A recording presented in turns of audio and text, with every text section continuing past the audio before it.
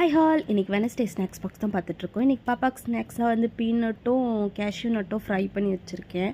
அதுக்கப்புறமா வந்து height and seek பிஸ்கெட்டும் barfi வச்சுருக்கேன். ஹஸ்பண்டுக்கு வந்து இந்த ஒயிட் ரைஸ் சாம்பார் தான். என்னடா சும்மா சாம்பார்னு நினைக்காதீங்க, இன்றைக்கி கொஞ்சம் வேலை, அதனால தான் சிம்பிளாக சாம்பாரோட முடிச்சிட்டோம். அப்புறமா உருளைக்கிழங்கு ஃப்ரை வச்சுருக்கேன் ஹஸ்பண்டுக்கு. இதுதான் ஹஸ்பண்டுக்கான லஞ்ச் இன்றைக்கி. மார்னிங்க்கு வந்து அவருக்கு இட்லி தான் வச்சுருக்கேன். இட்லி அதுலேயே சாம்பார் ஊற்றி கொடுத்துட சொல்லிட்டாங்க.